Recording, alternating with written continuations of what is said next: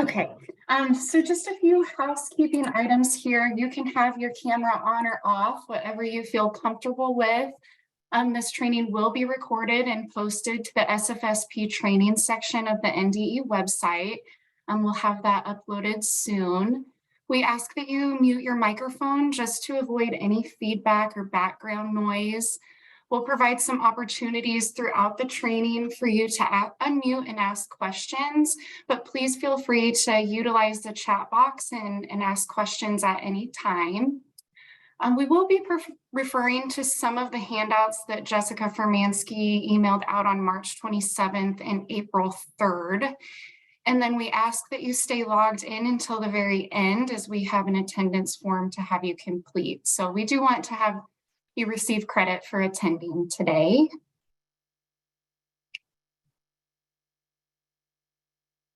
So let's meet your SFSP team. Myself, Jessica Furmansky, and Laura Lutz are all located in the North Platte area. Beth Hawes, Taylor Scorch, and Katie Parch are then in the Lincoln and Omaha area.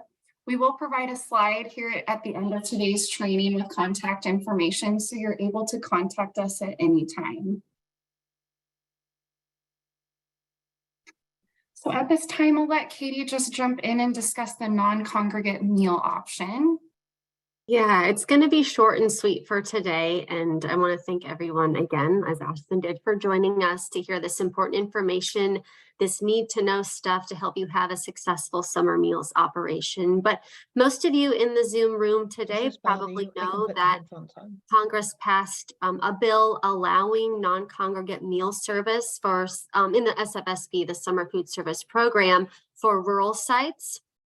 And everything you'll learn here today as far as record keeping requirements still stands if you choose to operate a non-congregate meal service during the summertime, of course, at a rural site. So for those of you who operated the program during times when flexibilities were allowed because waivers were issued by Congress or by the USDA, you're probably familiar with some of the best practices surrounding non-congregate meal service, but we will host a non-congregate office hours with time for questions and answers for anyone eligible and interested in participating in that option. We will record that office hours for viewing later, understanding that not everyone who's interested in participating might be able to join. We're holding that 1 week from today on April 12th. At 1 p.m. Central Time, expecting that to last about an hour to maybe 90 minutes.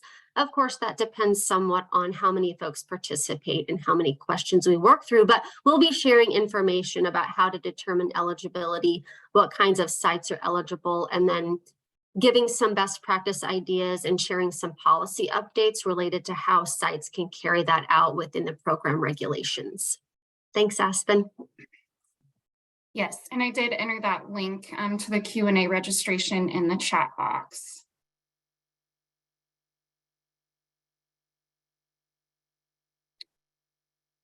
Okay, so we have just a quick poll here to get to know how much experience in SFSP everyone has.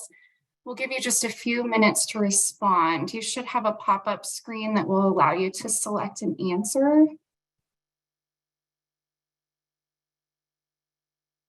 Yeah, and I'll give everyone several more seconds to choose their selection, one of the three options, and then I'll share the results. And everyone in the room will get a chance to see the kind of variety of folks we've got here at training today. Just 8 more people need to select an answer. Hopefully the box appeared for everyone. The box to see the poll, that is, right? Okay. Yeah, most of us have answered now, so I'll end it and share the results with the group. Yeah. Looks like we have a wide, go ahead. No, you go. We have a wide range of experience, it looks like, from those who are pretty new to the program and then maybe those who are more experienced. But we hope after today's training that will ensure that you have a successful program this summer. This is our agenda for the day. It is jam-packed with quite a bit of information, but we hope that you'll learn a lot and come away with some new knowledge and be ready to start the summer food service program. We will briefly cover the application and staff training and then take a closer look at site documentation, meal requirements, and the program flexibilities.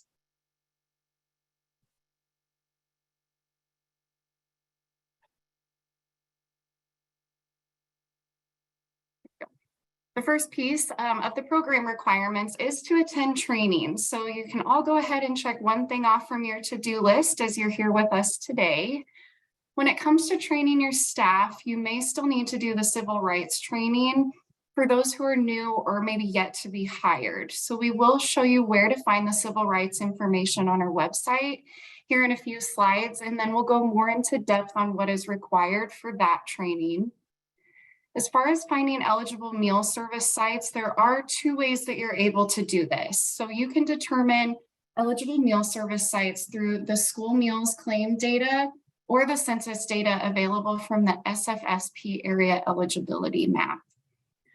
Free meals will be served to the children ages 1 to 18 years. And then we ask that sites are monitored and that you keep all SFSP records for the current year plus 3 previous years. So those records would include your site monitoring forms, production records, delivery tickets, and then all documentation for staff trainings that would include the topic and agenda, your sign-in sheet, and with the date that it was completed. It is important to note that you cannot serve to only the summer school students that are receiving academic credit. The site must be open to serve those summer school students as well as other community students ages 1 to 18. In addition to that, we must point out program regulations. So the 2 CFR 200 includes a set of program regulations that apply to all federal programs. The regulations aren't overly prescriptive because every organization is different, but no matter the type, size, or structure of the organization that receives federal funds, there must be a sound internal procedure and controls in place to document exactly how those funds were used. So that would mean that we would be able to trace every penny of the reimbursement that you receive for summer meals to ensure it was spent only on the SFSP. The SFSP is a very fast-paced program, and you don't want to take the time to have to sort out and deal with the problems after they arise. So as a sponsoring agency, it is your job to identify what controls need to be in place to plan for the unexpected and then implement the appropriate procedure when needed. You need to have a consistent internal control that demonstrates compliance with the SFSP program regulations.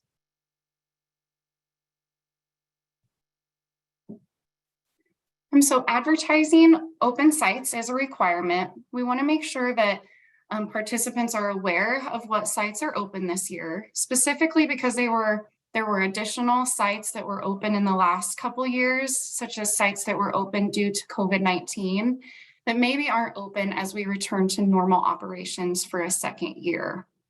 It's important to note that for any daycare centers that attend your meal service site, to have at least a sign-in or some form of documentation to maintain integrity of the program and to also avoid double dipping.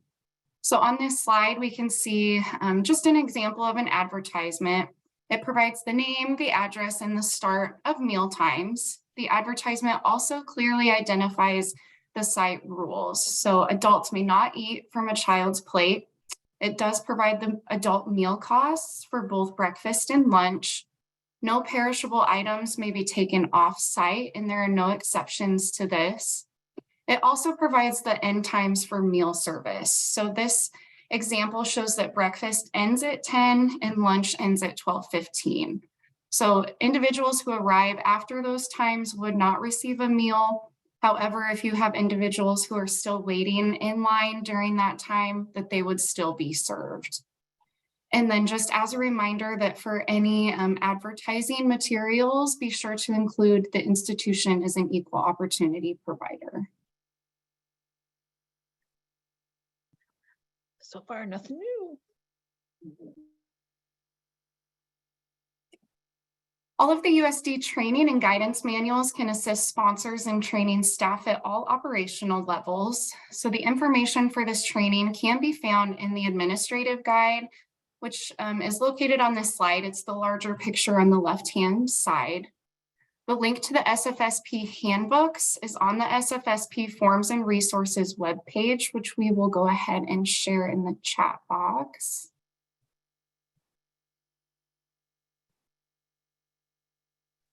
It's in there, Aspen. Okay, thanks, Beth. So going into staff training, when training your staff, it's important to make sure that the team members are aware of the program's purpose. We really want you to be a summer meals champion and to reiterate to staff the importance of providing nutritious meals and activities to children.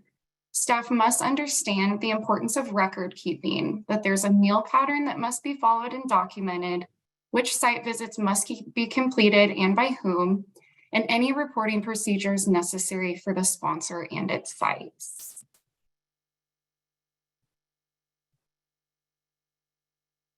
You can locate the SFSP training on our NDE website at education.ne.gov. This is under the nutrition services or by using the search engine. We will have the slide deck and presentation from today uploaded here soon. And then this is where you will also find civil rights information. So we'll go ahead and jump into what is required for that training.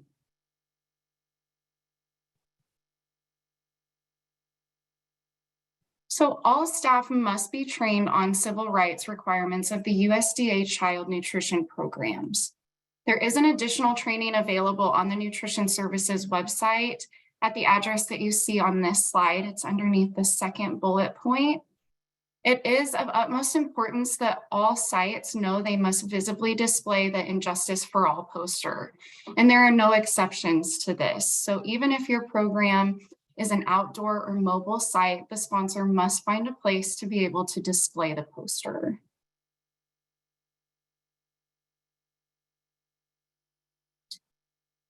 So documenting all staff training. Again, documentation is key. If it's not documented, it didn't happen. Training your staff falls under the required record keeping. This training log presented on this slide is a good example of how to keep track of those staff trainings.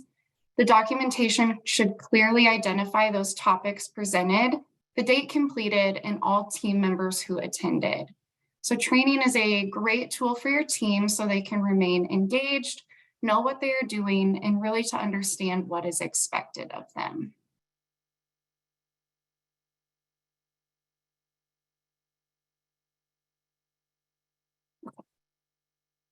We'll just do a quick chat check-in. I think I saw some questions coming in. You bet. Thanks, Beth, for posting resources in the chat. That's been very helpful, and those are great things to bookmark. If you're newer to the program and aren't familiar with those, or maybe they've dropped off your radar while you've been operating and doing other things when it's not summertime. Jamie asked that there have been parents who ask why meals have to be eaten on site. And I know that the non-congregate meal option that now is a permanent sort of fixture in the summer meals program is different, but last year, of course, everyone did have to consume their meals on site. And I think the origination of those rules, based in the way the laws were passed that allowed funding to be allocated to provide meals during the summer, was that it's an integrity kind of focused rule where we want to make sure that the program funds are being used to provide nutritious meals to children. And if meals are allowed to be taken on site, it sort of reduced some of that certainty. But having lived through the pandemic, understanding that allowing non-congregate meals was a nice way to be able to address food insecurity while also letting experienced folks provide nutritious meal items to kids, Congress recognized that that was something that, they ought to continue being able to fund or just allowing. So if you're a sponsor that has sites in a rural area, you wouldn't necessarily have to serve all of your meals in a congregate fashion. But in urban areas, non-rural areas, the more densely populated parts of Nebraska, the congregate meal service requirement is in place because in theory, right, everyone, if there are enough sites spread out throughout those more urban communities, then I think the thought behind that is that there would be easy enough access for children to be able to visit a site daily to receive meals, or on as many days as they want to, and the meal service is available to them. So really goes back to that integrity issue, helping ensure that the meals are being consumed by the children, and that's who they're intended for. Karen in not Twin River. It's escaping me, but I know where you work. Yes, the And Justice for All posters is something we can put the link to in the chat. There's a form we have on the Nutrition Services homepage that you complete in order to request those. Now, we don't have any of the new posters. That was a question we received, or the posters rather, with the new non-discrimination statement, because as you know, just about a year ago, that statement was updated. We haven't received new posters or posters with the new statement to distribute to sites, but still you should post one and we can make copies of the older versions to give to you. So we'll make sure to put the link to access that order form in the chat. Cedar Bluffs, that's where you're from, Karen, I forgot. And Brenna, go ahead, yeah. It's posted. Thank you, Beth. Let's see, Brenna in Cozad wonders if only open sites are allowed this year. And no, sponsors can operate closed enrolled programs. Like Aspen said, though, you cannot operate a summer food service site or program when you're providing meals to students only to students enrolled in like summer school where they're earning academic credit. So some other type of programming, an enrichment type of summer thing where academic credit isn't connected, is an acceptable way to operate a closed enrolled site where you're providing meals for an identified group of children, but you just cannot operate or use summer meals to provide meals only to students enrolled in summer school. Yeah, thank you, Karen, I see. Did I catch all of them, Aspen? Yes. Okay. Okay, so we'll move on into application and claims. So the online applications must be submitted by May 5th of 2023. All sites must have approved applications, and all sponsor application packets must be approved before meals can be claimed for reimbursement.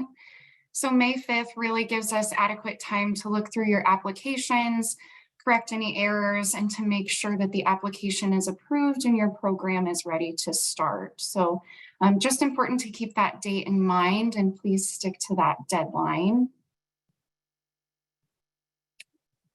Jessica Fermansky did send out an SFSP application guide to all of the SFSP contacts from the CMP system. This was done on March 1st and again on March 27th. That detailed guide provides you with all the information you need to successfully complete and submit your application for approval in the CMP system. So again, it's very important to remember that your online application must be complete and approved by NDE before meal service can begin and before any meals can be claimed for reimbursement. So we'll highlight a few other things here. Your unique entity ID, the sponsor application contains reporting requirements related to the UEI, which is a way that we track the amount of federal funds that entities receive annually. You must ensure that the renewal date is no more than 12 months old. If it is, your claim will be withheld until this is fixed. So if we look at the example on the slide, we can see that the registration date, or that date circled in red, is 12/2 of 2021. This date is clearly expired and would not be approved. So if your UEI number is set to expire before the end of the SFSP operation, we encourage you to renew it now prior to submitting the application for approval. And your UEI is free. So never pay for it. Acquiring it and renewing it does not cost. And if you have any questions about this, please reach out to us at any time.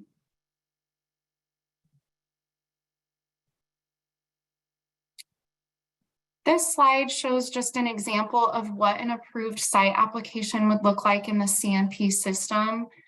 Completed and approved sites are indicated by that green check mark that you can see next to the site ID and the site name. And then sites that are not used, they will not be deleted and you will not be modifying them. So instead, they will just remain in the CNP system as pending validation. And this will be identified by the red arrow you see next to the site ID and the site name.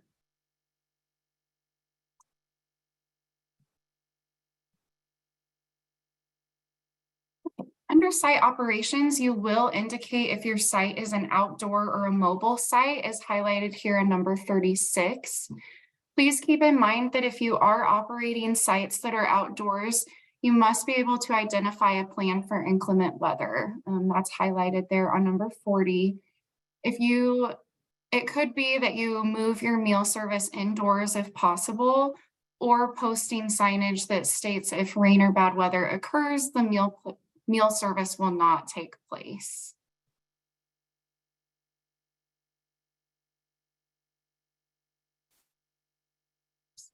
So the average daily participation, or the ADP, is used to best reflect the current number of meals you serve daily, and this can be adjusted at any time in the site application. The ADP is really intended to reduce food waste and improve integrity of your program. Sponsors can utilize their 2022 participation as a guide for entering their ADP. The ADP tells NDE how many children an average day would serve and sets each site's capacity or the maximum daily average number of meals. You can again revise the ADP in the site app and then submit for approval.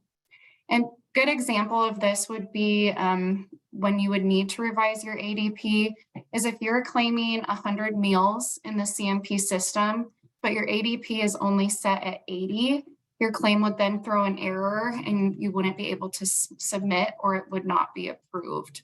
So then you would want to go in and update your ADP to just best reflect the average number of meals.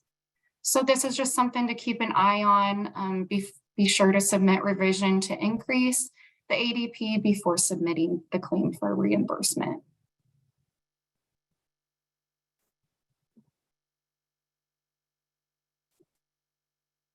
The application site also holds the documentation for field trips. So when an SFSP participants are taken off the approved meal service site to like a swimming pool or a park, for example, then they will be eating their SFSP meal off-site, a field trip request must be completed. We can see the red arrow here on this slide. This is where the site field trip requests can be made for a single day field trip only. And it must be submitted at least 24 hours before the meals will be taken off-site. A new request must be made for each day that the meals will be served off-site. Sponsors are not allowed to claim serve off-site if NDE was not notified in advance. And then sponsors must ensure that open sites remain open for community children to attend, even if in the event that children participating in the program are off-site for the field trip.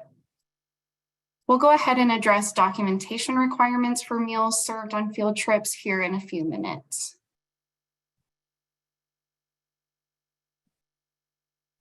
So for dietary accommodations, federal regulations require accommodations for special dietary needs, and the sponsor application asks you to ensure that this will take place, as we can see here on the slide on number 77. It's important that you assign a contact person for special diet accommodations, as you must ensure that children's dietary needs are accommodated in the event that they need a meal substitute required by a medical condition. The medical statement provides the documentation you need for meal pattern substitutions that are not based on a parent request. This would be a request such as almond milk for children in a family that practices a vegan diet. The medical statement identifying foods that should be left out and appropriate substitutes should be signed by an ND, DO, APRN, or PA. The sponsor is required to provide substitutes to ensure reimbursable meals. And if the sponsors have a vendor agreement, the special diet needs must be specified in the contract. If the vendor does not provide those substitutes, it is the sponsor's responsibility to find a way to do so. And we do have a copy of our NDE medical statement on our website that you can refer to if needed.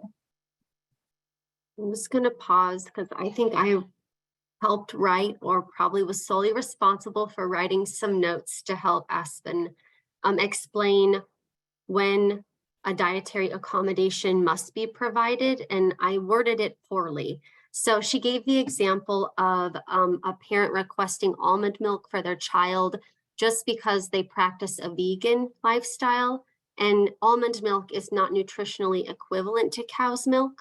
So that's not a substitution that should be made or has to be made at a site or by the sponsor. An example of one that is required, an accommodation that does require a substitution, is if a parent provides to you the medical statement that Aspen mentioned, that is signed by one of the folks identified on the slide here, one of those professionals who can write prescriptions in Nebraska. What needs to be eliminated or omitted from meals a child receives, as well as what the appropriate substitutions are. And in that case, any kind of identified substitution, as long as the form was signed by one of those professionals identified on the slide, then the site should follow that recommended substitution and provide it as part of the reimbursable meal to the child. And as Aspen said, we understand that almost every situation you might encounter as far as substitutions go is different. And we want you to know that we're here to help you navigate that and support you in understanding what the site's requirements are. So please always reach out to a member of the team if you're not certain about how to proceed with those. Thanks for letting me interject, Aspen. Apologize for poor notes given to you. No, that's fine. Okay, claims for reimbursement. So it is important to make sure you have a plan for who is responsible for submitting monthly claims. Claims for reimbursement are submitted for each site for each month meals are served.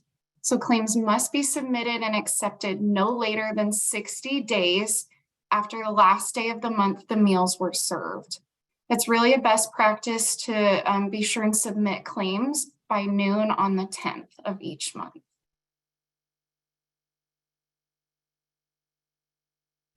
You can locate the SFSP claim entry hints and tips on our website or at the link provided here on the slide. This is a helpful resource to review if you are new to entering claims or if you ever run into trouble with claims, but also know that you can reach out to any one of us for assistance. Beth entered that in the chat too if needed. Okay, we have just a few questions here to give your brain some exercise. Again, the questions should pop up on your screen and you should have the ability to answer. The first question here is, how many days after the last day of a claim month does a sponsor have to submit a claim for reimbursement? 30 days, 60 days, or 90 days?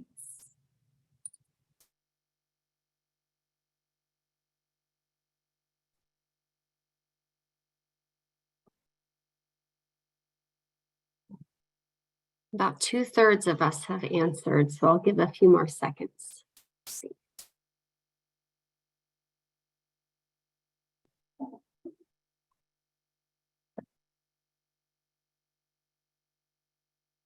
That's close to 80%. Thanks to those who've answered, I'll end the poll and share the results. Okay, yes, so a majority, I think we're right with it needs to be 60 days. Yep, or less. If you answered 30, that's not necessarily wrong, right? Yeah, that works too, but no more than 60 is accurate. Okay, I'll go to the next one.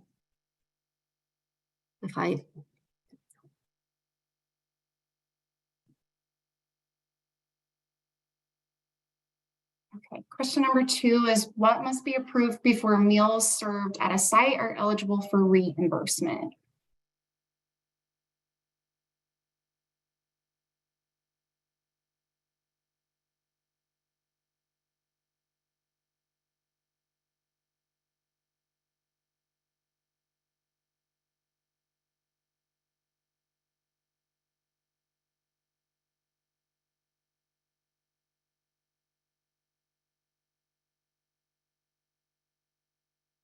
Yeah, we've exceeded 80% answering, so I closed it, and here are the results, Aspen. Yay, okay. Yes, so the site application and the sponsor application must be approved before meals are served. And then the third question here, when is the deadline to submit an application to serve SFSP meals in 2023?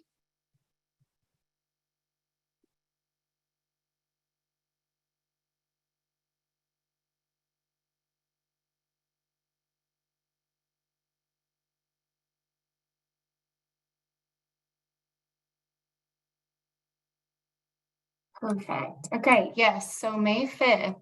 Everyone's correct on that one. I'm just going to check in on some chat questions before we move on to the next topic. Yeah, Jane in Fairbury posed a question about her understanding of something we explained before. It is okay to do meals for field trips for summer school students or kids, as long as the site remains open for other children who aren't attending. And Aspen, yeah, what's our answer to that?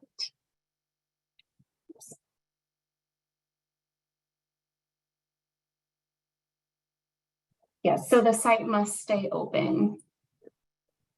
And it's perfectly acceptable and actually required, yeah, to keep it open so even the students who aren't going on the field trip and or are not enrolled in the summer school or summer programming have access to meals. Yep. Great question, Jane. Karen also asked a question about an NDE medical statement, and we do have one that we use for all child nutrition programs. So Beth, I know you put a link in the chat. Was that to show the page that contains the medical statement? Sorry, I lost my mouse. Yeah, I thought so, but I will re-enter it too. Okay, yeah, we'll have Beth put it in the chat for us. Thank you, Beth. Yep. It'd be the same one that you use for school meals during the school year too, for SFAs in the room here. Yep. Same thing. And just to make sure everyone knows, we haven't yet posted the recording of any SFSP training yet, but we will put that on the SFSP training website or that web page. And we'll also make sure to send it out along with a link to the handouts. I'm sorry, along with the handouts and the PowerPoint slides used during the training as well.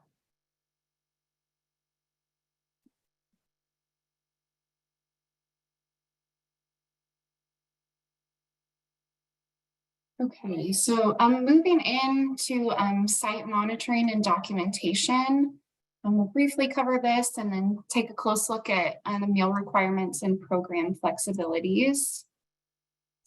So site monitors, they complete the site visits. So this should be a detailed oriented person who feels confident in the program requirements and isn't afraid to contact us to clarify any requirements when needed.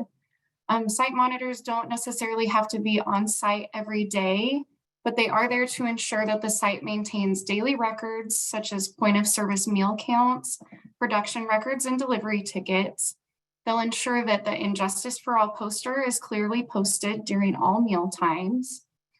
Communicate with the sponsor and will identify any needs for corrective action.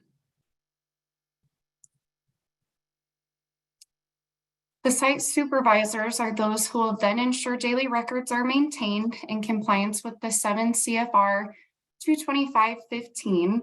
Any missing records would mean that there would be a denial of the claim or denial of costs. So it's very important that record keeping is organized. They'll ensure meals are served only during the approved meal times. They'll verify meals meet meal pattern and at the proper temperature, and will ensure meals served have all required components. And site supervisors also ensure point of service meal counts completed when meals are served. They'll ensure children are served before adults, implement corrective action, and must remain on site through the entire meal service. So as we move through this training, it will gain a deeper understanding of the additional program requirements that sponsors must provide for training and their staff.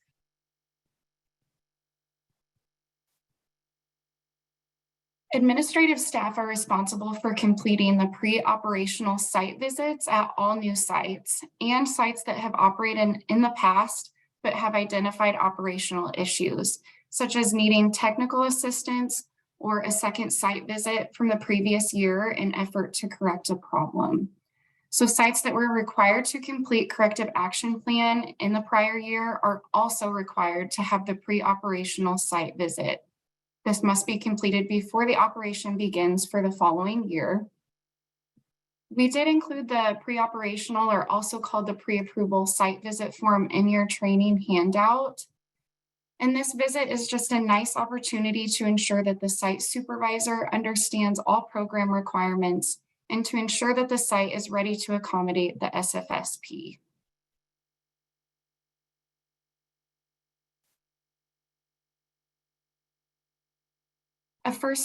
There's also the first week site visit form in your handout too, if you need to refer to that. The first 2 week site visit, which can be completed by the site supervisor, are also required for all new sites and those sites that have identified operational issues. This is just a way to identify potential problems. Those problems might be related to inadequate documentation on production records, delivery tickets, and or on daily meal count forms. So issues may also be related to the operating outside of the approved and advertised meal times, or not counting meals at the point of service. This visit is conducted during meal service and provides an opportunity for sponsors to ensure sites are operating within requirements, and so that meals are served and able to be claimed for reimbursement.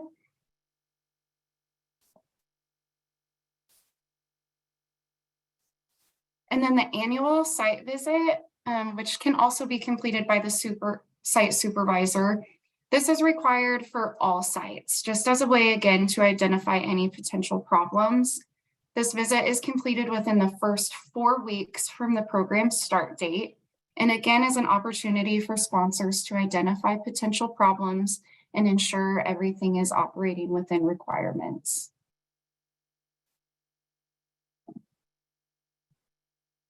So we do have just a calendar as an example for when the pre-operational visit, the first 2 week site visit, and the annual visit would take place. If my SFSP start date would be June 5th, then any new sites or sites with the identified operational issues would complete their pre-operational site visit anytime before that June 5th start date. So this is identified there in blue on our calendar. After the program has started, then all new sites, and again, those sites with the operational issues, would then complete their first 2 week site visit anytime between June 5th and June 16th. And then all sites are then required to complete their annual site visit, again, during the first 4 weeks from the start date. And that's identified there in yellow. Again, this is just an example, but hopefully offers a good visual for planning those site visits. Okay, we're gonna go ahead and take a 5-minute break. Please feel free to type in any questions in the chat. We'll kind of filter through those and then answer those questions once everyone returns. So if we're back by 3:16. Awesome. Let's see. Danny asked a question. Aspen, do you want to take that one? One posed at 3:11 about starting. Yes. So Danny had asked if we need to start in June or if it can be in May, and you can start the program at any time. That calendar was just an example for those site visits. But yeah, you're able to start in May. Anytime during the break, the school year break, that calendar break that, you know, schools observe for summer break, all of those days from the day right after school gets out up until the day right before school in your community starts are days that the SFSP can operate. Great question. And Caroline asked the question about, you're obviously a school, right? Operating the summer food service program. When you receive a form for food allergies or diet restrictions, do you share those with the school nurse and file them away? Of course, I think it's probably a good idea to share them with the school nurse if it's a student enrolled in school. If it's a younger student, then I need, I guess, other team members to help me answer. A younger child, I said, not yet school age, another team member to help me answer this question. I guess I think a school nurse is a good professional to help you understand and navigate maybe just your procedure for possibly dealing with an adverse reaction to a food. And so for them to be aware of the kinds of dietary allergies that a summer food service program site is, providing meals to accommodate, then because the nurse is a great professional to sort of have in your team to help you understand how you can best serve that student, I do think it's a good idea to share those. But definitely keep them on file somewhere, because when we do site visits and watch your meal service, we of course need to understand why, in the case of students receiving alternate meal items, why that's the case. And it's not a questionable reason, right? We want to be ensured that, or see documentation to give us a reason as to why some children might be receiving meals that look different than others.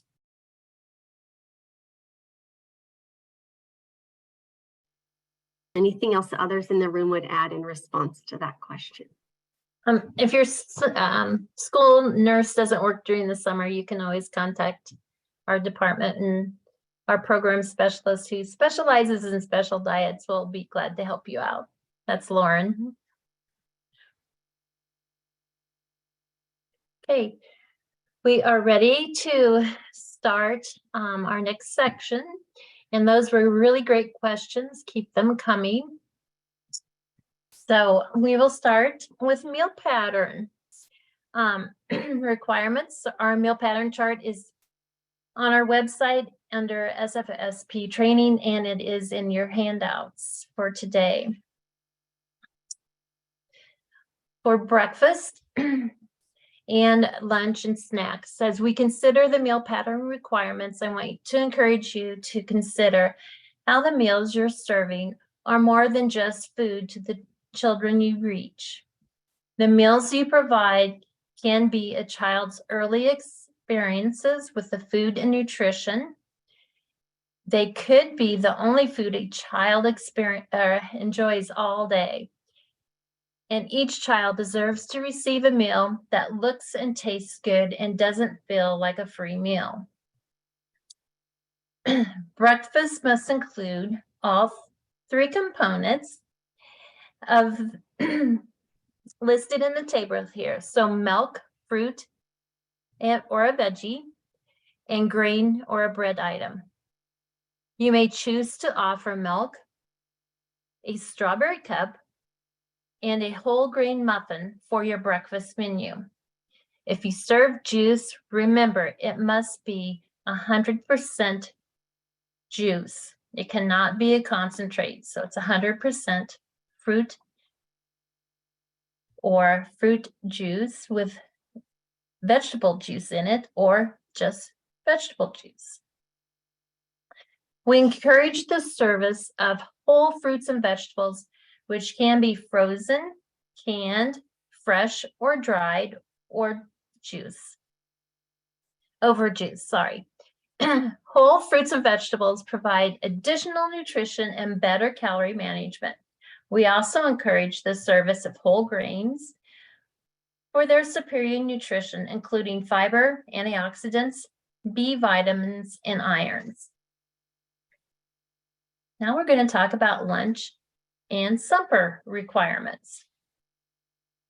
Lunch and supper must include 5 items and have all 4 components groups offered. So fluid milk, 2 fruits and vegetable items, a grain, bread, and a meat alternate.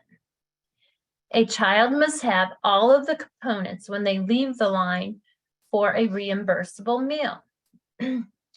So if a child left with a fruit and a vegetable and bread, but didn't have them, and a meat alternate, but did not have the milk, that would not be a reimbursable meal. The same rules apply for all meals and snacks for juice. Juice must be 100% juice, and we strongly encourage you to serve whole fruits and vegetables, and grains must be whole or enriched. Now we'll talk about our snack pattern. Snacks must include any 2 of the 4 component groups. However, a snack cannot include only a juice and milk. This is not an allowable combination. Combinations such as milk and crackers, apples and cheese, and grapes and almonds are great combinations. Meal service. Meals can be prepared by the sponsor or vended as unitized meals that contain all required components with or without the milk in the package. If your vendor does not provide the milk, that the site or sponsor must then provide that milk. Meals must be served within the approved meal times as stated in your application. Please remember to adjust your average daily participation as necessary in the site applications. If it is too low, you may have trouble claiming. Vended sites, meals cannot be delivered more than 1 hour before meal service if the equipment for holding at proper temperatures is not available at the site. So if you don't have hot holding at your site or cold holding at your site, the deliveries must be made 1 hour before that meal service. Daily production records and delivery tickets are the site and sponsors documentation showing all required components of the meal provided. If you don't record it, it was not served. For example, if milk was not recorded on Monday lunch, then it was not served and the meals would not be reimbursable. And it must be done while the meal is being prepared, so you don't forget and don't miss an item. Remember, missing or incomplete production records equals meals not being reimbursed. For schools that are SFASP sponsors, you may use the NSLP or the SPB meal pattern and accompanying production records. Daily production records and delivery tickets. There is a production record in your handouts. The production records or the delivery tickets are required for all meals claimed for reimbursements. This is the site and sponsors documentation that the required components of the meal were served. It must include the full date, the meal prepped. So if you're going to circle lunch or breakfast or supper, snack, the site name, and it must identify the meal components and the quantities prepared for each component. You're going to circle the meal, the sponsor name, the site name, and date. Fill out the estimated number of meals for the children, the program adults, non-program adults, list and ask the menu sites and plan the number of portions and serving size for each food item. For schools, you need to mark it at if the site is offer versus serve, or use the NSLP SB production records. Okay. All food items served must be recorded on the production records. Meal items left out from the previous day as left from the previous day, as well as the menu items for the current day. And remember to list the condiments also. So if you have 15 ham sandwiches left over from Monday, you need to serve them on Tuesday, unless you don't have cold holding, and then you can't reuse them. We'll talk about that more later. Next, you're going to list the recipe number or the product name and number and the commodity item with the serving size. Once you've done that, you're going to enter the total amount that you prepared so that we know how much you have prepared, and so do your servers. At the end of the meal, you will count your leftovers and record those. If you don't have leftovers, please enter either a 0 or draw a line through it so we know that there was no leftovers. This includes milk and your condiments. Write the number of children meals, the program meal, adult meals, the non-program adult meals served, and the total for the actual day at the bottom in the lines. Now we're going to talk about your delivery tickets. Delivery tickets are the alternative to production records for sites that do not make their own food on site and instead have them delivered from a central kitchen or by a vendor. Delivery tickets are the sites and the sponsor's documentation that adequate quantity of each of the required components was prepared and provided to the site. They must include the delivery date, the meal type, the delivery time and temperature at the time of delivery.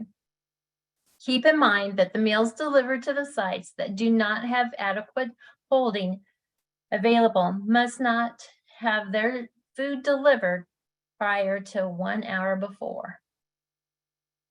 And they may not, if they don't have hot holding or cold holding, they may not keep their leftovers. They must throw them away at the end of the meal.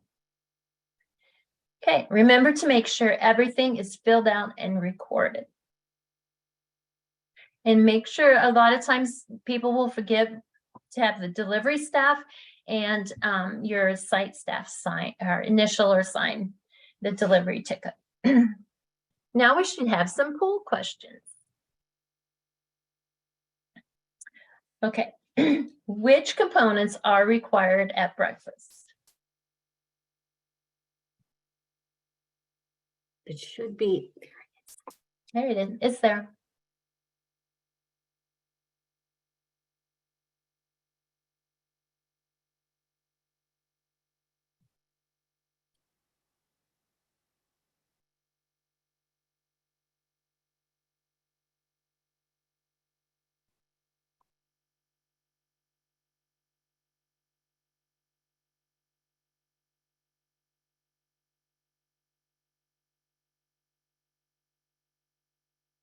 Almost 80%, yep, have answered. So I'll end it, and we have a really smart group, right? Can you see that, Beth? I can't. It was there and disappeared. Oh, shoot. Okay. I see that nearly everyone answered correctly, that at breakfast, the SFSP meal pattern does require service of, service of a fluid milk, a grain item, and then, you know, a fruit or vegetable or some combination of the two to meet the minimum requirements for a serving size. Very good. Okay, we have another one, and it is it allowable to hold the fruit component back for a lunch meal and use it as a dessert?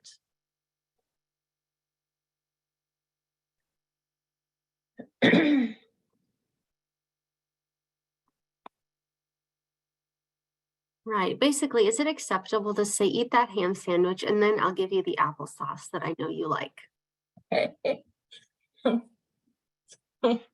No. All right, we have one more. Here, yeah, I'll end this and share because we also have a group who knows very well That Mhm. all the meal components have to be served together at one time. Yeah, you can't hold something back that you know a kiddo likes just to coax them to eat the other menu items. Mhm. Okay, another question, and at sites approved, meal service time is 11:30 to 12:15. 3 participants are waiting in the meal service line at 12:15. Should these participants be served at the meal? Mhm.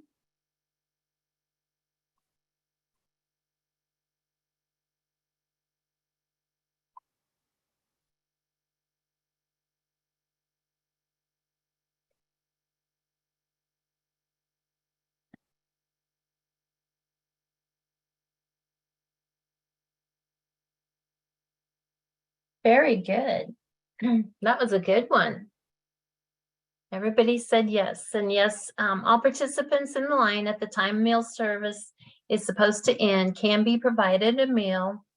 That meal must be consumed on the site and but you may want to consider adjusting or extending meal service time in the future. Okay, we do have a question from Elizabeth, and she wants to know if milk is required for all meals. Milk is required for breakfast, lunch, and or supper, whichever one you serve, but not necessarily after school snack or at the afternoon snack. And we will get to that in just a moment. Go on. Okay, so next question, we're going to talk about the food buying guide.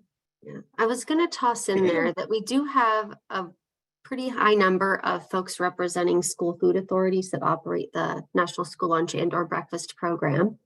And maybe some of your question originates with using offer versus serve during the school year. And we don't address offer versus serve in depth in this training, in part because it's allowed only for school food authorities that also operate the summer food service program. So if you're a school here that operates the breakfast and lunch program during the school year, you can continue to utilize offer versus serve as a means of like reducing food waste, for example. And the rules for OVS in the SFSP are identical to the offer versus serve requirements during the school year too.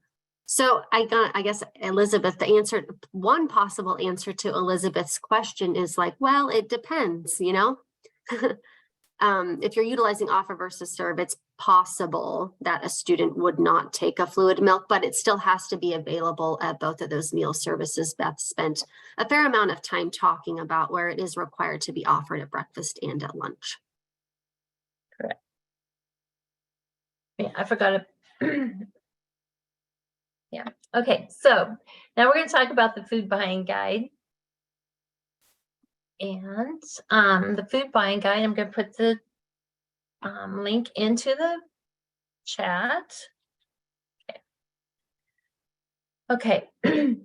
Using the USDA food buying guide makes following meal patterns, serving size requirements, and purchasing the correct quantities to avoid inadequate amounts and over purchasing, which can run your bottom line easier to do.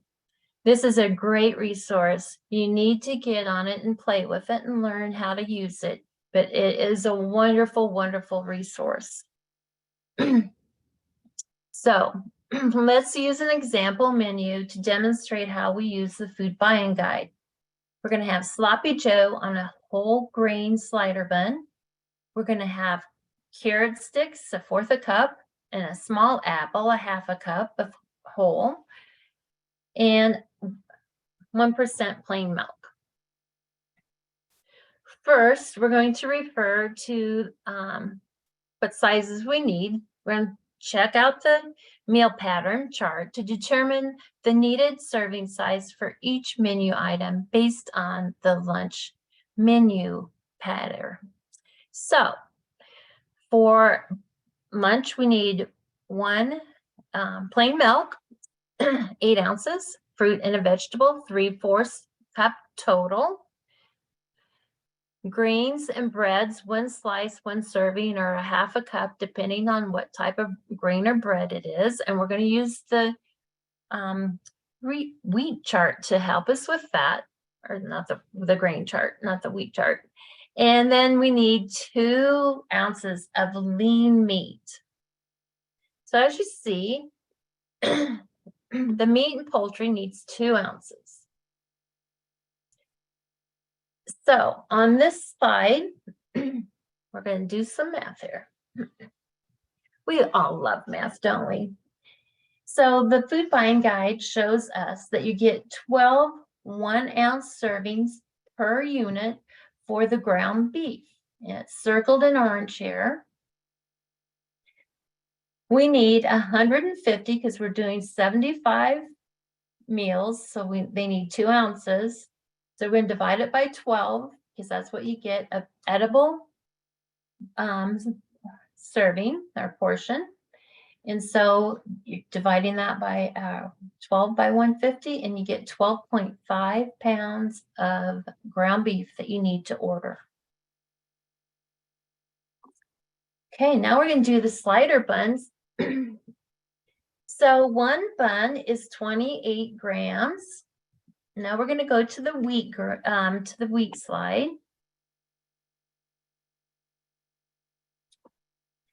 And the meal pattern says that we need 1 slice of bread equivalent or 1 ounce. So that includes your bun. And now we're going to the grain slide. So we are going to be, this is an easy one. Buns, hamburger and hot dog buns, 1 ounce equals a 28 gram or 1 ounce serving. So that was an easy one. And here's your 12 ounce or your 28 grams, it must be. So 1 bun equals 1 serving. Okay, now carrots. We need 1/4 of a cup of serving of carrots, excuse me, carrot sticks. And these are carrots fresh whole. And we need, for 1 pound, you get 10.3 or 10.1, yeah, 10.30, sorry, which is for 1/4 of a cup of serving. And you get approximately 3 strips, 1/4 inch by 1/2 inch. So we need 75. We're going to multiply that by 1/4 cup of serving. And we get per pound, I get 10.3, 1/4 servings. So we're going to take 75 and divide it by 10.3 servings equals 7.28 pounds. Going to round it up to either 7.3, more than likely 7.5. Okay, now we're going to talk about granola bars and craisins for snacks. And these are great examples. There are 2 options, okay, for the granola bars. One is a plain one, and the other one in group E is got fruit and possibly nuts and possibly granola, or not granola, but chocolate. It would be a wonderful bar. But notice that they're different in size. The regular granola, 1 bar equivalent to 55 grams or 2 ounces. And the granola bar with nuts, dried fruit, and chocolate pieces, 1 ounce equivalent equals 69 grams. Quite a bit of difference there. And is 2.4 ounces. So if we look at this one that was purchased was a chocolate chip granola bar. So we're going to go with the granola with the nuts, dried fruit, and or chocolate piece, which is the 1 ounce equivalent for 69 grams or 2.4 ounces. So we need to have 75 snacks each, and each bar equals 24 grams, and you get that from the bottom right of the box. So 69 divided by 24 equals 28 or 2.85 bars. Well, you can't give them a part of a bar. That's just not something that is acceptable. So you're going to round it up to 3 granola bars per person. There are 8 bars in a box. So you're going to need 29 boxes.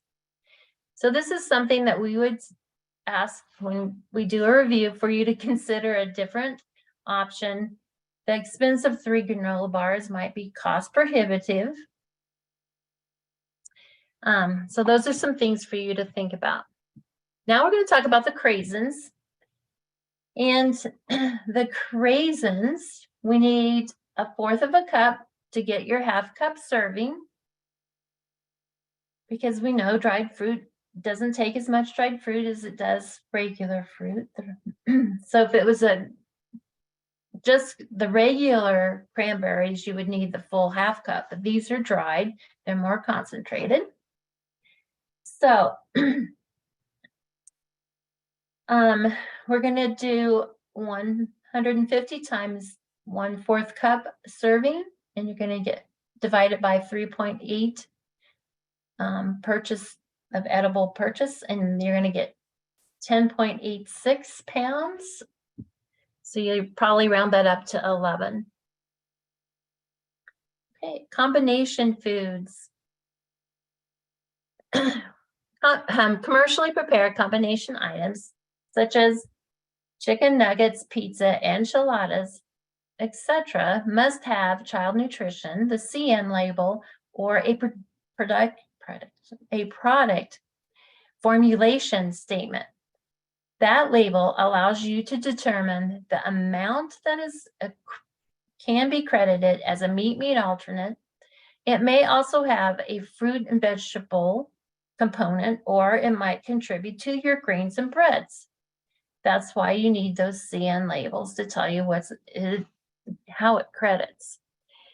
If the commercially prepared combination food items do not have a CN label or a product formulation statement, it cannot be used. So these are what the CN labels and the product formulation looks like. The CN labels are easily identified by its distinctive border and used as a resource to determine how the food items meet the CACFP meal pattern standards and requirements. A CN label can be found on the packaging of some commercially prepared food items purchased from large food vendors and through USDA Foods, formerly known as Commodity Foods. Commercially prepared bread and battered meat and fish products that have a CN label allow you to determine the amount that can be credited as meat alternates. May also include a fruit and vegetable and or grains. The CN label the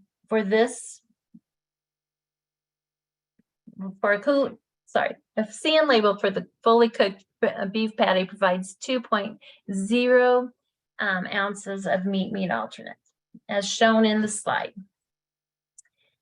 The product formulation has a grilled chicken nuggets, which is 2.6 ounces, but it only equals 2 ounces of meat alternate. And okay. The commercially combination dishes like lasagna, pizza, or soup are not credible for meat alternate components unless they have a CN label. CN labels do not indicate that a product is healthy. They typically found unprocessed meat alternate products. Healthier options are becoming available. If using the CN label foods, always read the nutritional facts panel to choose the healthier options. Now we're going to talk about the daily meal counts. Daily meal counts must have, and everybody must have them, for every day's meal that is served. completed at the time of meal service, not before and not after the meal service. It's as the child comes through and receives their food. The person should be at the end of the line. All information and signage at the signature at the end date at the bottom of the form must be filled out for every meal service. And you do have a meal count sheet in your handouts. So our next daily slide. So which meals are entered into the claim for reimbursement? Well, the reimbursement for today, this day that is on the thing, you're going to enter 19, which is circled down here for the first meals. And then the second meals, you're going to do 2. So 19 will go into your first meals, and there's a spot on the claim for the second meals. Adult meals for program and non-program are not included in reimbursement.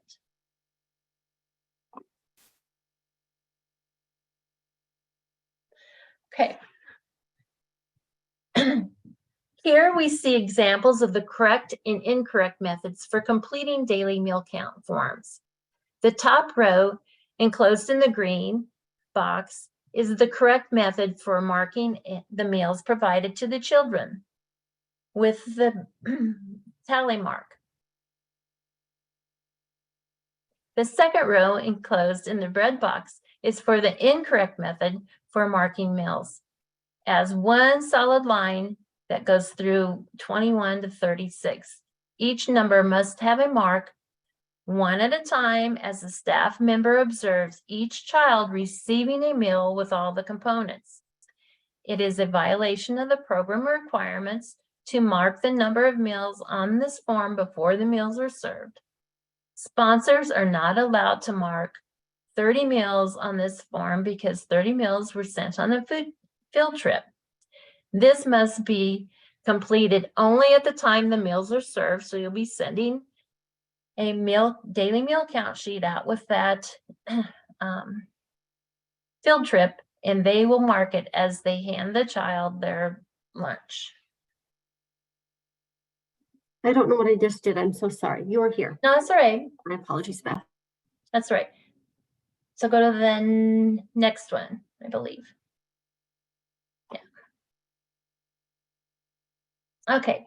Ways you cannot count your meals are your tray counts and clickers. You must count and record meals as they are served to each participant. And if you serve 150 meals or the meal count form, you either use additional forms or have it copied. If you do it consistently, you can copy it on the back, and so you're saving paper. Okay.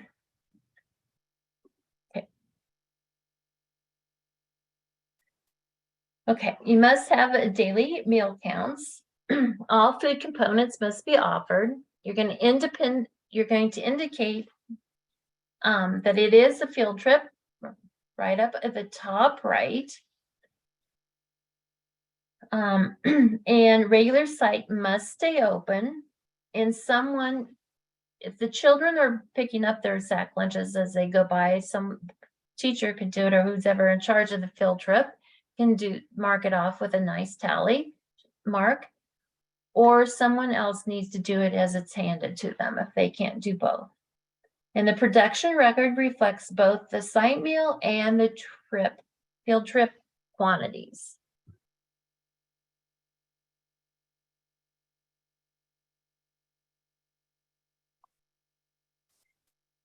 Okay.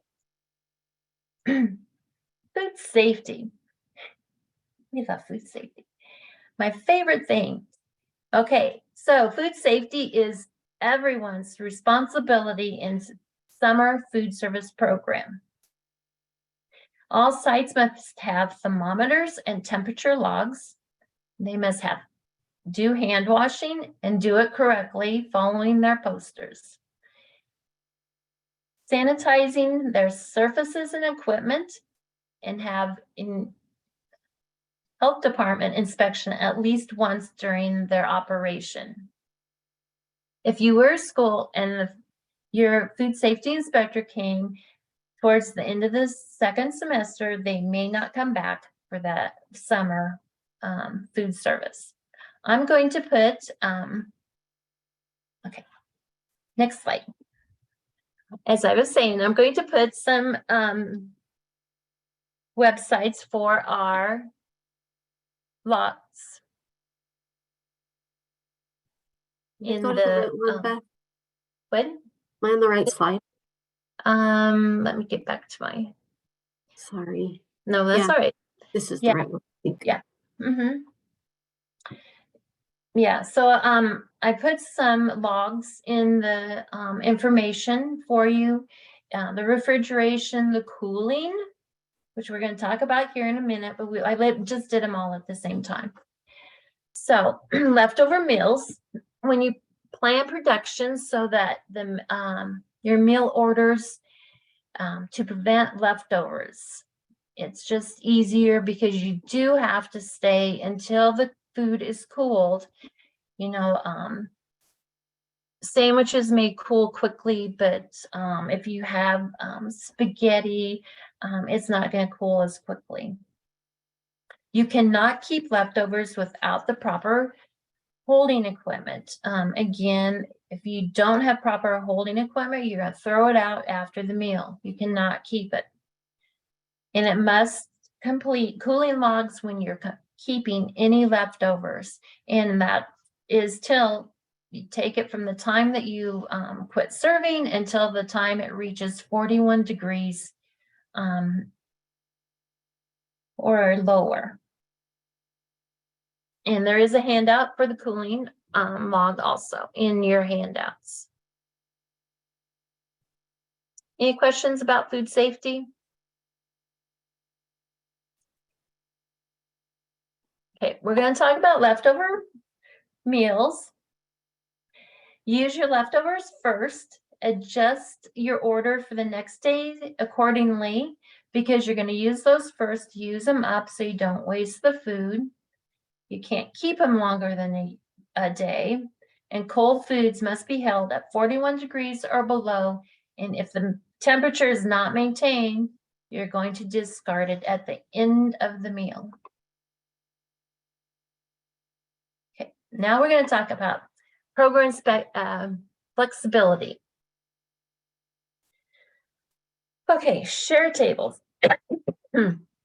This is a nice option if it's done correctly. Unopened, unused whole food items may be available for children who want additional helpings. And these come either from the other children and they put it on a share table. Check with your local health department if they do allow a share table. I know some of them don't like share tables. For example, a share table could include an orange because of the thick peel, a banana, thick peeled fruits and vegetables, commercially prepared items that, such as a fruit cup, maybe the whole grain sun chips, or the whole grain chips or crackers of some type, and a milk. But the milk must be held at 41 degrees or lower. So you're going to have a nice bath of ice for them to put their milk into, or you cannot let them take it. When equipment is available, complete meals and non-perishable components on the share table may be stored for later. Follow state and local safety codes and document any leftover items returned to inventory. Okay. Walking grain, this is a fun one. Allow participants to take one fruit or a vegetable or grain item off to eat later. It's from their own meal. So if they didn't eat their apple or they didn't eat their bag of carrots, they can take it off. Or they could take it from the share table, like the fruit with the inedible skin or the manufactured sealed products. Nothing opened or touched by another participant, and consider staff and monitoring. Because you don't want anything to happen to the food in the share table or the walking break. Okay, these are great examples. Quick visual here. The wheat thins, the orange with the thick peel, the banana, and the baby carrot is commercially sealed. Okay, next our Director Katie Parch is going to talk about the program costs and procurement. Thanks, Katie. Oh gosh, we're so close to the end. Check the agenda. Look at all you have newly learned or relearned since last summer. Good job, everyone, for staying engaged. And I have to say that Beth teaching us how to reuse like 3rd and 4th grade math through the food buying guide just reminds me that I ought to use those as story problems for my 4th grader who always needs practice with math, and just to prove to her that even as adults, like using that stuff will come in handy. So I'm glad we all learned 4th grade math. Sometimes I had to relearn it to help her with her homework this year. So if you have ever had kids in school, you know the pain that that can sometimes be, right? All right. Let's take a closer look at allowable program costs. So these would be the things you purchase to operate your summer food service program, utilizing the reimbursement you serve for the meals you provide to children, of course. So you kind of can think of these as 2 allowable program cost buckets. You've got operating costs, and then we'll talk also about administrative costs. So obviously those things you need to operate the site would be items you use to serve in the meals, of course, right? Any non-food supplies that you need to have on hand and utilize for food service would be allowable operation or operating costs. Any space you might need to pay for to rent or lease for food service would also be an allowable cost that you could use program reimbursement to pay for. And you can also use, here's a really important distinction that we all need to understand really well. You can use the reimbursement you receive for the meals you serve to children to provide meals to folks we call program adults. Those are the people involved in the meal preparation and the meal service. So you don't get to claim these meals for reimbursement, of course. Sites and sponsors receive reimbursement only for the meals they serve to children ages 1 to 18.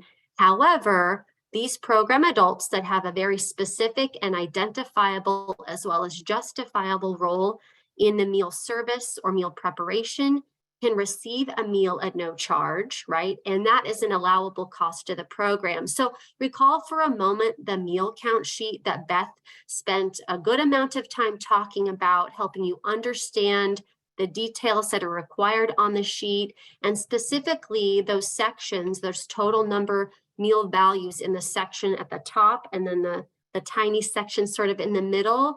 The big section at the top represents first meals served to kids. Each of those tally marks represents a child receiving a meal. That second little section about second meals also applies to meals served to children. The bottom sections are separated into 2 spots for adults. One is program adults, those people involved in meal preparation or service. The other is non-program adults, and we'll talk more about those in a minute. Neither of those bottom values ever get included in your claim for reimbursement, right? Program adults can receive a meal for free because they work in the program, but you cannot receive reimbursement for meals served to those adults, or any adult for that matter. So sponsors have got to use all of their reimbursement to obviously pay for meals or the meal items, or the menu items used in to serve their meals. They can utilize program funds to pay for staffing dedicated, that time spent specifically on program operations, obviously meal service, but then there's some administrative components too. We'll talk about those in a minute. We want to make sure that we are emphasizing those high quality, very nutritious meals that we know play a significant role in childhood well-being and health and disease risk reduction. And Beth spent a good amount of time talking about the kinds of food items we want to emphasize in the summer food service program, understanding that for some kids, these might be the only meals they get, right? And if they're the only ones they get, maybe not the only ones, they might be the only really healthy ones they receive in the summertime. So improving SFSP operation through providing those high quality, very nutritious meal items. Of course, that's a place we want to see you dedicate your reimbursement money. You could reserve some of the funds you have left over at the end of a summer and, use it to get started the next summer too. Obviously, there's some staff time you need to pay for, some food items you need to be able to purchase up front to get started with meal service in a new operating season. So excess funds you have can be retained until the next year when you begin operation again. Any year-end excess funds for schools that operate the school lunch program, or maybe an organization that also operates the child and adult care food program, perhaps at-risk after-school meals during the school year. Yeah, that your nonprofit food service account applies to all of those child nutrition programs. So if you have a little bit of money left over from your summer operation, you can use that to operate the other child nutrition programs that you run too, school lunch, child and adult care food program, for examples. Still, some unallowable costs or things you cannot use program reimbursement to cover would be the costs of excess meals that you order if you have a vendor providing meals, or any menu items you purchase that don't actually end up in the hands of children. So really, this is laid out for you to emphasize how important it is to have good preparation control over your preparation amounts, how important it is to identify some trends in the days of the week that meal service is more popular, or which menu items tend to be most popular, to help you gauge when you might be experiencing or planning to experience higher participation at the site. You can plan accordingly. Not every day of service is going to look the same. And so really use all available data and information to you to help plan really well and judiciously and conservatively how you use the funds. Just knowing that if we consistently see an excess of meals ordered or an excess of food purchased that really isn't ending up being served as meals to kids, we would want to have you take a corrective action to be able to adjust that to more wisely use the funds you receive for the program. Any meals you serve that don't meet meal pattern, right? Missing components, things like that are obviously concerns for us. And if you're not, you're reimbursed to provide the entire meal components. If you're in a school, though, utilizing offer versus serve is an option to you, but our non-school sponsors have to serve all of those required components identified in the SFSP meal pattern. So if one of those is missing, right, we don't have a way to partially disallow some of the reimbursement for those meals. The entire reimbursement comes back because that reimbursement value is based on you providing all of those required components. Any meals served off-site at a site that is not approved to utilize the non-congregate meal service option we now have available, and or any meals served outside of those approved start and end times. Remember, that's information you've provided to us in your site application. We review it, we approve it, of course. We need to know that you're operating within that window. It's an integrity concern and possible issue as far as our eyes as state agency staff are concerned. So we really need you to keep that site application up to date, keep us informed and in the know through necessary revisions, and then submission for approval of your online application in the system. Because if we come to visit your site and realize that you're letting meals go home when you aren't approved to let that happen, or you're serving meals way before your approved meal service time or outside of the end time, those would be instances in which we would not allow you to claim those meals for reimbursement. And you'd have to demonstrate that you put in money to your nonprofit food service account from an outside source to cover the cost of those non-reimbursable meals, right? And then any foods that are not used for meal service. Also, not required as part of that unitized meal, sack lunch or hot meal. For example, treats that you might give to staff, coffee for staff, stuff like that. Those aren't being provided to kids. Therefore, we can't utilize the program funds to cover the cost of those kinds of things.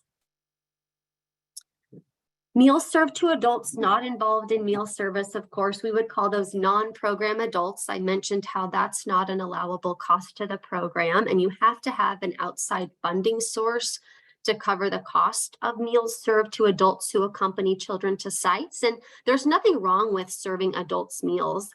I think historically we've seen that if you do serve meals to adults, you charge them a fee, right? Just like if they were going to eat out anywhere else. The children they bring, of course, eat for free.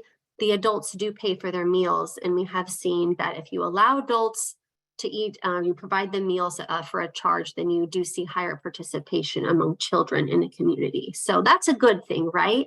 So the minimum required charge for breakfast is $2.75. And the reimbursement value is really what we use to determine these adult meal prices. And reimbursement for an SFSP lunch is very near $5 for summer 2023.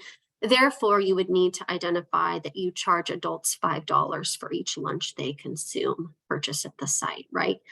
You also can't use reimbursement dollars to pay for any spoiled or damaged meals like that you might receive from a vendor or a company you contract with.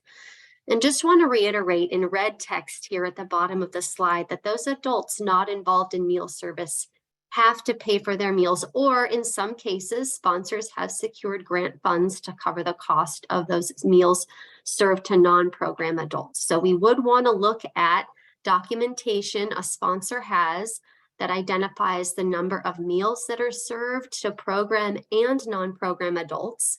Then we also need to see a deposit to the food service account to cover the cost of the meals served to the non-program adults at a summer meal site. Couple of poll questions here just to wake you up, get you engaged again. Remember, we're almost done. You're doing an awesome job of hanging in there. So the first question asks, is it allowable or not kind of question? And it's supposed to be going here. There it is. Okay, so is it allowable or not, right? Allowable cost to the program or use of the funds to for the foods purchased to prepare meals for children. This seems almost too easy. It's a warm-up question. Yeah, good job. We're nearing 80% participation. Great answers. You are all correct. Yep. Of course, those foods you purchase that are served to kids as part of their reimbursable meals are allowable costs. That's what we want you to use your program reimbursement for. Okay, share the results. I didn't do that yet. Yeah, good answers, everybody. Okay, got another question for you. If I can. What about the coffee that is purchased for food service staff to drink maybe during their breaks or a break between breakfast meal service and lunch meal service? Allowable or unallowable? I'll wait a couple more seconds for a few more answers to trickle in. Yeah. I think someone's wondering if I'm awake and on my toes. Yeah, I am. Thanks for making sure I am. It is not allowable to purchase coffee. Coffee is not a required meal component, and also in the case of this example isn't something that's provided to children, though it's provided to staff who operate the meals program in the summertime. It's not part of the reimbursable meals. So there does need to be an outside funding source. We would, if you purchased this coffee utilizing the food service account funds, we'd want to see a deposit to cover that. So I guess it's just best to not use the food service account to make these kinds of purchases, because it definitely creates more work down the road to make sure that the cost of that item was somehow covered by with a deposit from another source of funding. Yep. Good deal. I think we've got one more here. What about this one? Are the transportation costs related to delivering meals to meal service sites? Like if you operate a mobile meals sort of unit where you stop at various locations around a town or city, are those transportation costs allowable?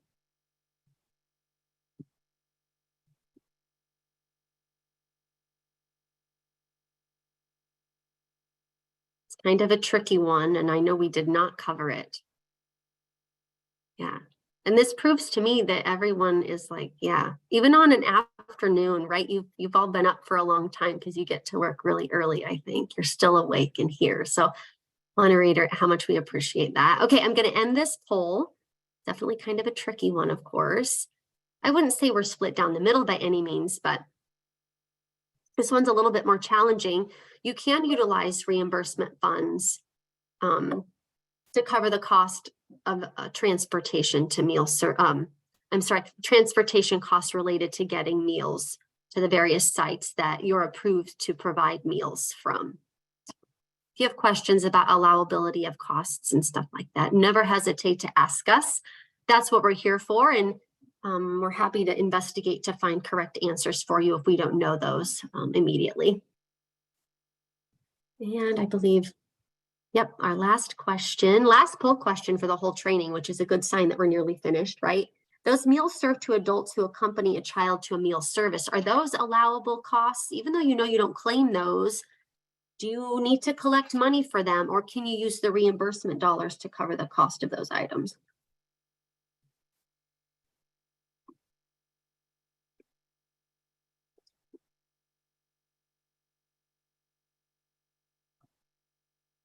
Good job. Almost 80% of you have responded. So, we exceeded the 80% mark. So I'll end this poll and share the results with you. Also put the answer up on the slide. So let's review that again, right? Meals served to adults who attend a meal site with a child they know, right? Grandchild, niece, nephew, daughter, son, that sort of thing. Those meals are not allowable cost to the program. So reiterating again, you know those meals are never included in a claim for reimbursement. But for these instances, an adult who attends a meal site with a child, this adult has no role in meal preparation or meal service, means that they have to pay for the meals. So that means you cannot charge, so to speak, the cost of their meals to the food service account. You have to have an outside funding source cover the cost of those meals. So any questions about that might arise? You're not sure maybe who a program adult is or what justification is needed to demonstrate that an adult you might sort of have helping with meal service is truly a program adult. Definitely consult with us and we'll ask some questions to sort of dig to the, into the details to determine an appropriate answer and allowability of providing meals to any kind of adult you have at your site. But know that if they have no role in the meal service, you've got to find that outside funding source, either directly from them, they pay when they get to the site, or like I said earlier, some sites are fortunate enough to secure grant funds to cover the cost of those kinds of meals. Do we want to take a pause and look at the chat before we move on? I see there are 9 items in here and maybe they're all questions and maybe they're not. Yeah. Give us the update, Beth. Let's see. Okay, Elizabeth just wanted to know if she had to call the health department if she had an inspection towards the end of the year, and no, she does not have to call them. Because if they've done at the end of the year, they're not going to come back. Agreed. They're too busy. And let me clarify that they may come back if there were issues, but generally they won't. Debbie asked, what is the time frame that is needed between meals such as breakfast and lunch or lunch and snack? This is something I should have memorized or on a flashcard in front of me.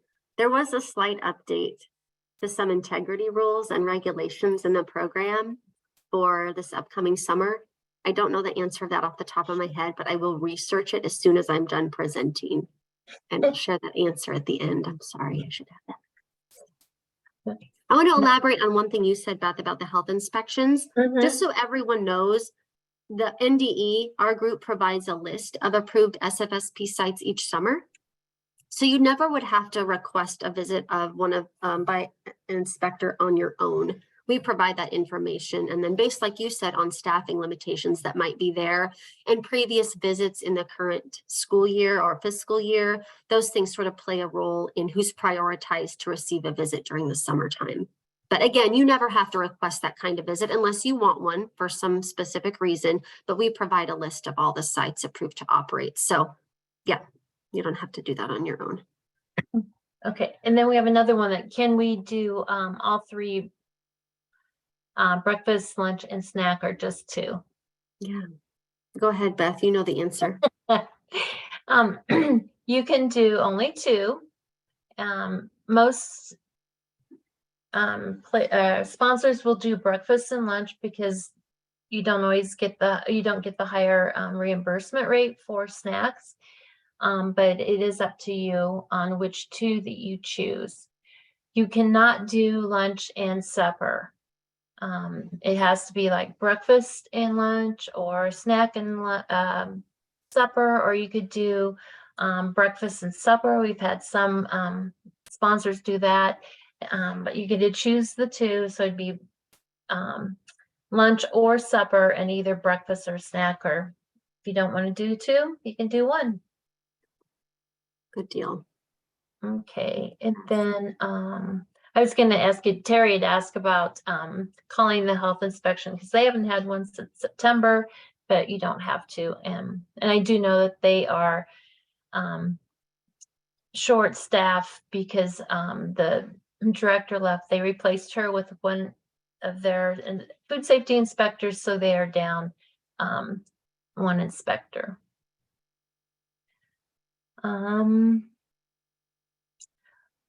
We'll address Tammy's question later. And Caroline, I'm sorry, asked if there's a checklist of people or like who to call. I think to add a new site to the CNP system so you can complete the application for that.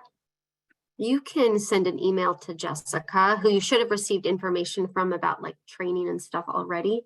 So you should have her contact info. You can send her a message, an email to let her know the name of your new site and its location. And then internally we add that sort of like in the background. And then the the sponsor application instructions that Jessica sent out as well, like in March, a couple of times in March, provide instructions for how to add a new site from a list that we in the background create for you. So hopefully between those two things, yeah, it's easy enough to figure out. But yeah, Jessica's a great person to contact to get those things added. Oh, you already have spoken with her. Okay.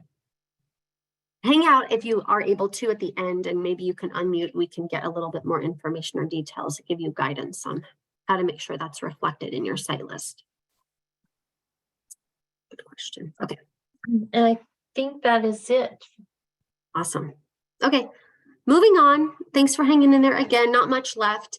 Something that's a little bit new to the summer food service program for 2023. You heard me mention those updated integrity rules for the program. This is one of those things that's been an update compared to the way the regulations were written before. So those of you who operate the school meals program, you're familiar with that term, net cash resources. Folks who don't operate school meals, this might be something a bit new for you. So net cash resources for sponsors that operate exclusively the summer food service program, right, are allowed to carry less than or equal to 1 month's average expenditures.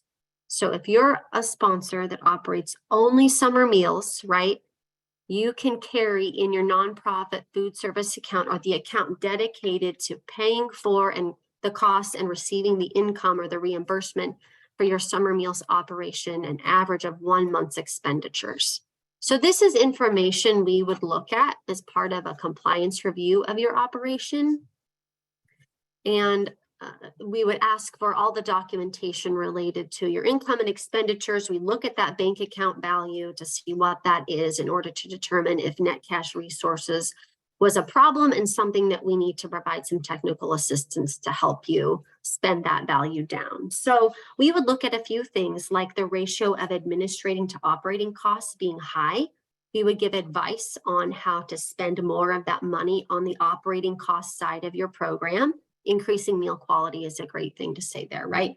Maybe there's significant use of some sort of alternative funding, lots of grant funds that you use to operate your program, meaning the reimbursement you receive really isn't getting used at the high ratio or percentage that it should be used to cover your program costs. Or maybe a significant portion of the foods you served are donated foods. You know, you don't incur any real significant cost to the program in terms of purchasing nutritious foods used to operate the program by serving meals to children. So those might be things we would look at and ask a sponsor to adjust in order to more fully utilize the federal funding designed to provide nutritious meals to children is intended for that use, and that's definitely how we want it to be used. So just keep a close eye on that. And if you need advice on how to better utilize funds that you see sort of amassing or becoming difficult to spend down, again, that's what your state agency staff, those of us in this room here today with you, are here to help you do.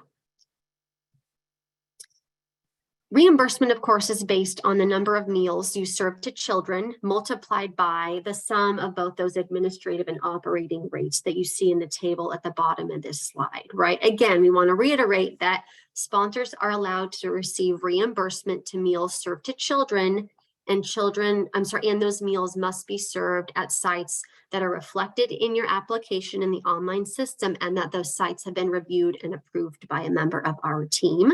You can see a slight distinction in the administrative cost or rate component used to generate the total reimbursement rate, where you get a little bit less reimbursement if you're, as a sponsor, you operate sites in urban areas that are not self-prep sites. They have a vendor agreement that they utilize to provide meals. Sites like that in urban areas where you have a vendor providing meals, you're not preparing meals yourself, receive a slightly lower reimbursement rate. And as I mentioned before in the slide where we talked about the charge that you must, or the adult meal price you must charge to the non-program adults eating meals at a site, those values are based on what you see here, right?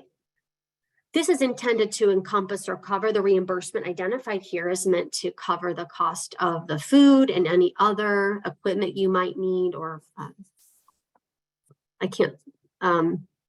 food service, help me, Beth, like, clamshells and stuff like that. Yeah. What's that? Supplies. As well as the staff time it takes to operate the program and a little bit of oversight of the program.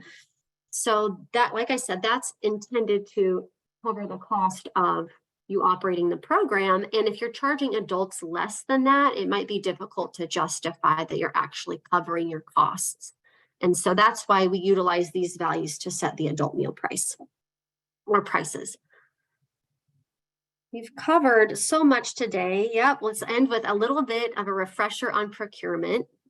Most of you operate a child nutrition program anyway, right? Lots of you in this room today are schools and you're pretty familiar with the procurement requirements. Others of you might operate the child and adult care food program during the school year too, where you provide meals after school hours and stuff like that. So again, you're pretty familiar with procurement requirements, but let's take a quick glance through some of that information and then give you the chance to ask questions that we can answer. As Aspen mentioned at the top of training today, those 2 CFR Part 200 regulations and requirements really illustrate how important it is to be able to justify the spending of every penny and its use for the purpose or intended purpose of the summer food service program. You also have some procurement guidelines outlined in the federal regulations specific to the summer food service program in 7 CFR Part 225. And I think everyone in this room is probably familiar with the 3 types of procurement. We have micro purchase, informal, and then the formal methods of procurement. So we want to make sure you know that you should create and maintain a purchasing plan. And we have a template for that. We'll make sure to send that out with other resources at the conclusion of training. And that purchasing plan really means you have documented that you've done some forecasting of your anticipated meal counts, base that on the number of sites you plan to operate in a summer. You know that the purchasing plan needs to account for providing all of the required meal components, that you plan your orders for vended meals or menu items if you're a self-preparation kind of site or operation, based on both those menu items and the number of meals you serve each day, along with your order frequency, which of course is based on the food quantities you need. You might solicit bids from vendors, and depending on the kind of procurement you utilize, small purchase or maybe more formal. And you would want to be able to evaluate the information you receive from possible vendors, including their delivery schedules, whether or not they include local foods in any of the items they provide to you that you would like to purchase for your meals, and then what the payment due dates are. So just keep those things in mind. Those are details that are really helpful for making sure that you're able to receive the kinds of menu items you need. You're able to get a responsive and responsible supplier that gives you, again, what you need to operate a successful meals program.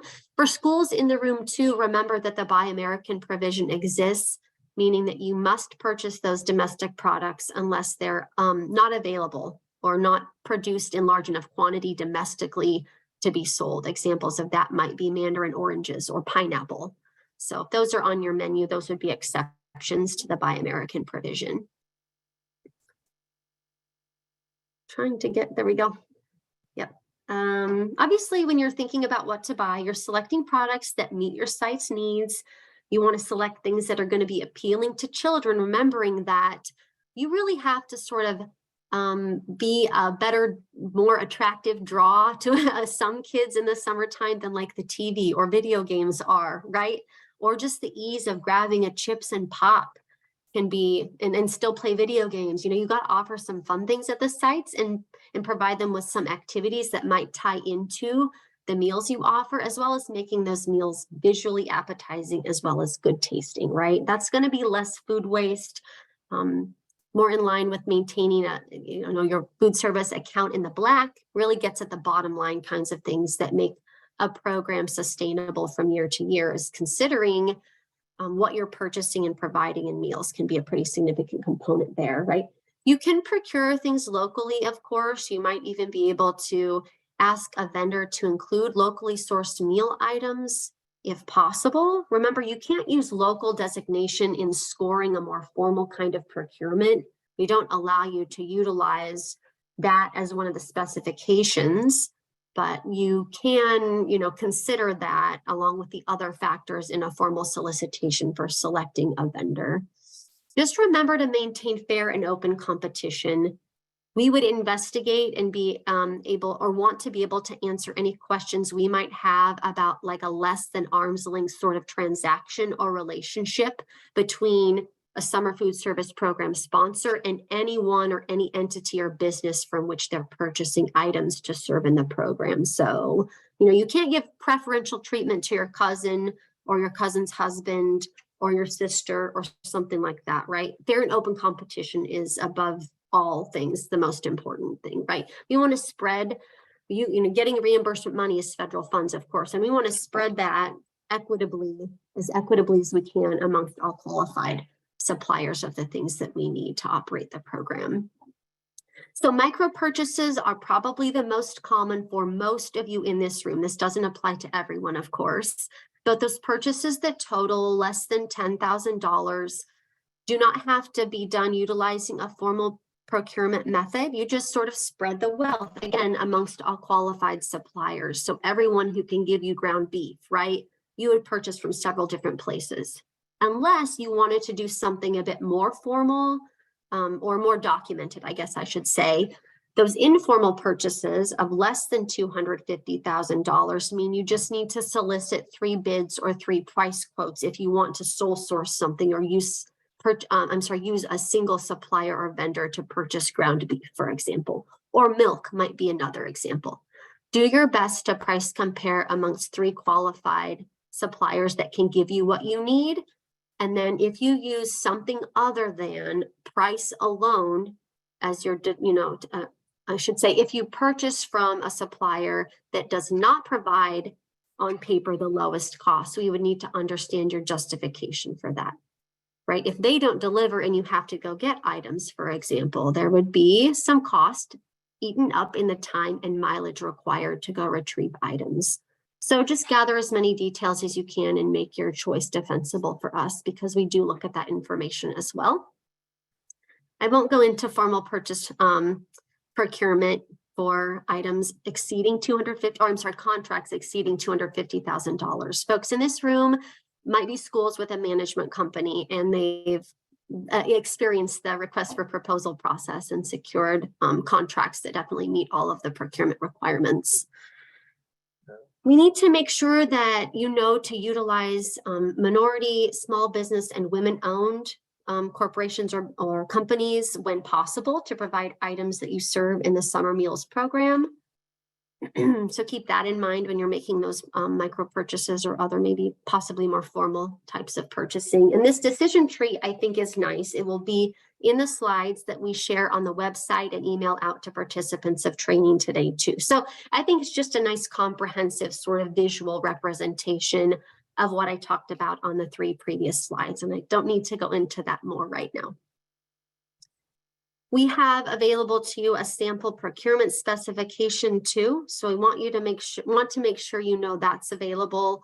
Give it a read. I think it'll spur some possibly helpful thoughts for you when it comes to identifying what items to purchase and from whom to purchase them based on who's like responsive to what you need, right? Identifying as many specifics as you can is going to help you determine the supplier or vendor who's best able to meet the needs that you have for the menu items you serve in your summer program. And I think I need Aspen's help here, or Beth, right? This is your chance to tell us that you were here today. As you know, the sponsor application piece of the annual application in the C&P system does require that you identify at least one person within your school or organization who attended training for the current year. Those of you who've been in the system already know that you cannot put in a date prior to October 1st, 2022, which is the first day of our current fiscal year for the summer food service program, nor can you put in a future date, right? So after today, go back into the sponsor application piece of the application packet, enter today's date, and also click the link that Beth, yes, put into the chat. I think, no one has yet. I'm will. getting there, yeah. Sorry, thank you, yeah. And the team of us who review and approve applications will take a look at the attendance record based on who completes this Google form as we're now working our way through approving applications in the system. So just another check and balance for us. As like we monitor you, right? We're monitored by the regional office as well. So we're trying to make sure we cross our T's and dot our I's. Thank you, Sean. Oh, yeah.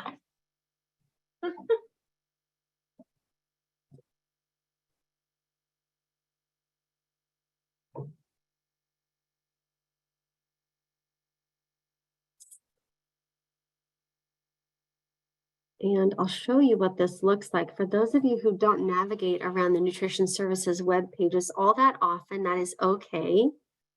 I am going to show you where to access the contact information for us. Just one moment.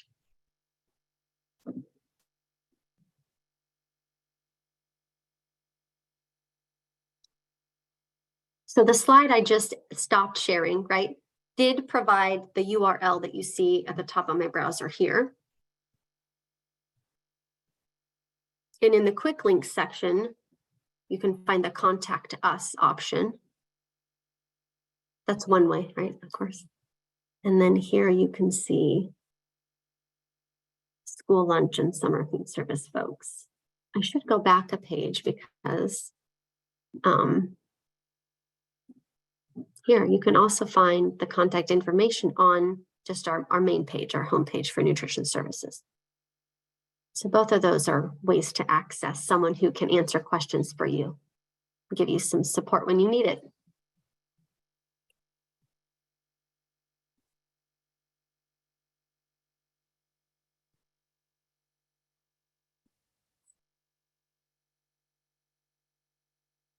All right, questions from anyone? What's one I put off until later that now I can't remember? the site addition, right? Caroline, Caroline. Oh, and times between meal service. Thank you, Debbie. I'm on it.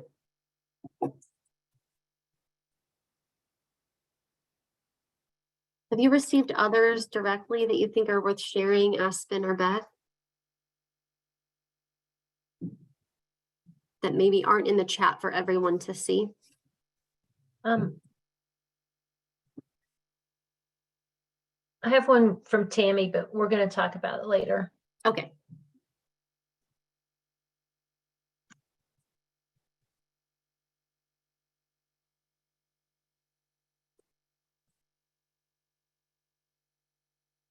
Okay, yeah, I'm gonna share this page in case it matters to anybody, right? But we can also just give you the answers here. I'm gonna display a page. I put the link to it in the chat as well in case anyone's really interested in going to read regulations. What I do, we all do in our free time. We don't expect you to do that, right? Okay. You can see here that they revised some regulations for the summer food service program 225-16C, removed some of those existing restrictions and clarifies that meals claimed as breakfast need to be served at or close to the beginning of the day and definitely cannot be served after lunchtime, right? And at all sites except residential camps, a minimum of 1 hour must elapse or pass between the end of one meal service and the beginning of another. So breakfast can end at 10 and lunch can start at 11, as an example. So you do indicate meal service times in each of the site applications that you submit for approval. So our team, when we review and evaluate those and work toward approving them, that's something that we're going to look at too. And except like there might be exceptions like a residential camp, for example. And of course, one caveat to this is how on earth would I make sure 1 hour elapses between meal service when I serve breakfast and lunch together at an approved non-congregate meal service location in a rural area? Those are questions we can help answer when we discuss that next week during office hours, which again will be recorded and available for folks to access after that. We understand not everyone who is interested in pursuing that option will be able to attend when we offer that just one time.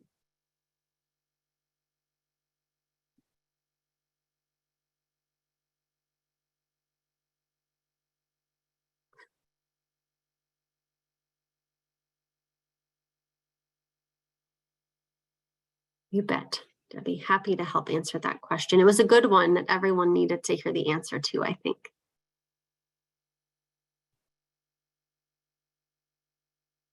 I think we've got all the questions covered that have been put in the chat anyway. So understand some of you need to get going. Feel free to do that as long as you've put your information in the attendance record. That's really what we care about for the end of this, of course. Others of you who have unanswered questions or just need clarification or reassurance on something, feel free to ask that either in the chat or by unmuting. We love to hear you.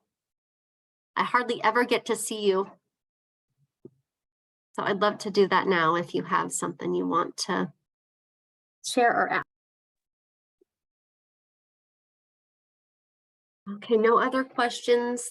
You might not be able to think of all the things you might be wondering about now, right? It just takes getting in the application and thinking about your meal service and getting your staff trained and all that good stuff. We know that there are questions that could arise throughout any of those steps. So again, always know that we're here to support you, to answer questions. We want you to have a really well-run service, meal service and operation during the summertime. Again, Aspen said up front, it's sort of like a fast and furious kind of thing because the time period is so short. So we want to make sure you get off on the right foot. And again, that's what we're here to help support. So any closing comments from you, Aspen or Beth? I don't have anything else to add. I don't have anything else to add. But thanks for joining us today. Carolyn asked about upcoming deadlines. I think the first one on your list is just to submit the application on or before May 5th. And then maybe think about scheduling how your staff and when your staff is going to complete those site visits. The first one in the first 2 weeks of operation, if you have any new sites or sites that had trouble last year. Yep, and then the annual site visit in the first 4 weeks of operation. I know people are starting to jump off. One thing I want to remind you about site visits is you don't have to submit those forms to us unless we ask you to. You want to complete the site visit form, of course, which is part of the handouts available for the training today, but you would just keep those on file with your other program records and provide them to us only if we ask you, which most likely would be during a compliance review or site visit done by our team. Yeah.